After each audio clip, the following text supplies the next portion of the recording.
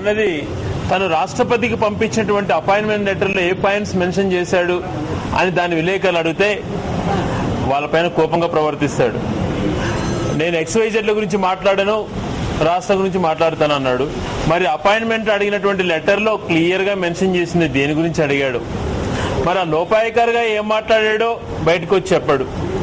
మరి మీరు ఇప్పుడు ఎవరు, మీ నిర్ణయం ఏంది అంటే, నా నిర్ణయము యూటర్న్ కాదు, నాది పీటర్న్ అంటాడు. ఆ పీటర్న్ ఏందయ్యా అంటే ప్రజల టర్న్ అంటాడు.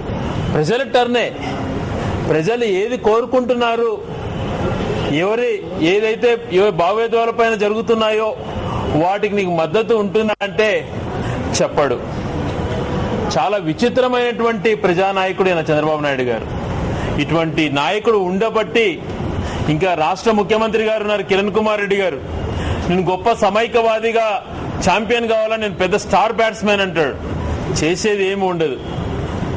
మాట్లాడితే ఇక్కడ ప్రజల యొక్క శ్రేయస్సు, ప్రజల గురించి పట్టించుకునే పరిస్థితులు పూర్తిగా లేవు. అస్తవ్యస్తం అయిపోయింది. అడ్మినిస్ట్రేషన్ అన్నది కొలాప్స్ అయిపోయింది. దాదాపుగా 60 రోజుల నుంచి జరుగుతున్నటువంటి పరిణామాలు తీసుకుంటే సామాన్య ప్రజలు ఓ రకంగా కోటీశ్వరులు సుఖంగా ఉన్నారు, అందరూ సుఖంగా ఉన్నారు.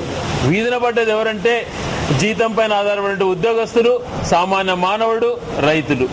వీళ్ళ గురించి ఆలోచన, చిత్తశుద్ధి ఏమాత్రం లేదు.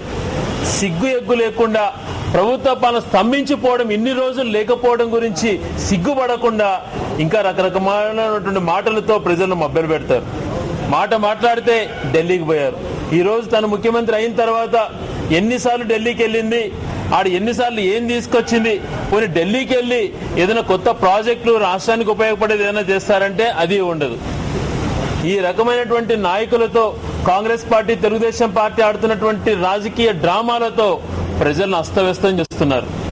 మరి ఈరోజు యూటర్న్ తీసుకోలేదు అన్నాడు. మరి ఏదైనా వీటర్న్ అని చెప్తాడేమో అనుకున్నాం, పీటర్న్ అంటాడు. ఆ ప్రజల టర్న్ ఏంది అంటే చెప్పలేనప్పుడు ఎందుకు నీవు ఏ టర్న్ తీసుకోలేవు? ఒకప్పుడు 2 గంటల సిద్ధాంతం అన్నావు, మళ్ళీ దానికి మార్చి ఇంకొక పేరు పెడతావు దానికి ఇదిగా ఉన్నప్పుడు. ఇప్పుడు 2 కాళ్ళ సిద్ధాంతంగా పోతున్నావు, దానికి కూడా ప్రాపర్ గా చెప్పవు. నీలాంటి అసమర్థమైనటువంటి నాయకులు ఉండబట్టే ఈరోజు కేంద్ర ప్రభుత్వం వాళ్ళు ఈ రకమైనటువంటి డ్రామాలు ఆడుతూ రాష్ట్రాన్ని అధోగతి పాలు చేశారు. సామాన్య మానవుడికి మేలు జరగనప్పుడు, చేయలేనప్పుడు ఏ రకంగా వీళ్ళు పదవిలో కొనసాగుతారు?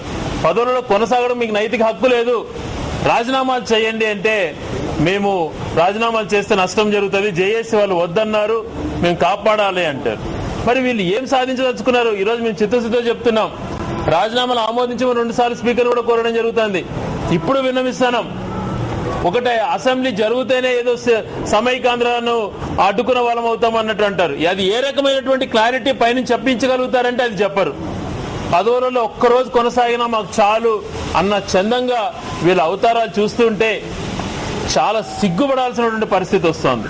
ఓ పక్కన గతంలో అనేక సార్లు చెప్పాడు, నేను మైనార్టీలకు మాట ఇస్తున్నాను, ఎట్టి పరిస్థితుల్లో నరేంద్ర మోడీ గారు చేసినటువంటి అరాచకాలు అన్ని చూసి నేను ఆ టైంలో కూడా బయట నుంచి మద్దతు ఇచ్చాను తప్పితే పదవులు తీసుకోలేదు అని చెప్పబడే చంద్రబాబు నాయుడు గారు ఈ రోజు డైరెక్ట్ గా నరేంద్ర మోడీ గారే ప్రధానమంత్రి క్యాండిడేట్ అంటే ఈరోజు బీజేపీకి సపోర్టింగ్ గా ఆడ ఎన్డీఏతో లోపాయకారిగా ఒప్పందం చేసుకున్నాడు. అది ధైర్యంగా చెప్పగలుగుతాడంటే మళ్ళీ అది ఉండదు.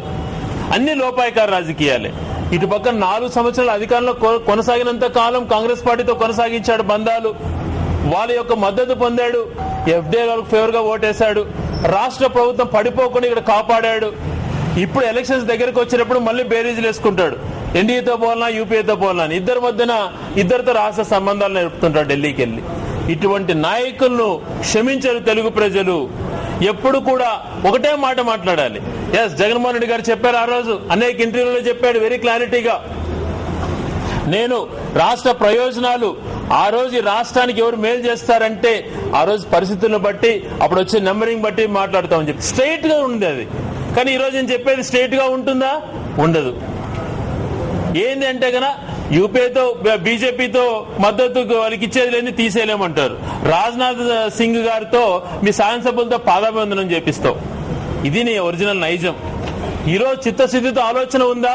రాత్రి నిద్ర పట్టట్లేదంటాడు. నువ్వు హాయిగా నిద్రపోతున్నావు. నువ్వు నిద్రపోయేబట్టే ఈరోజు ఈ పరిస్థితి వచ్చింది. నిద్ర లేని వాళ్ళు సామాన్యులు, కోట్లాది మంది ప్రజలు రోడ్డును పడి అస్తవ్యస్త కష్టాలు పడుతున్నారు.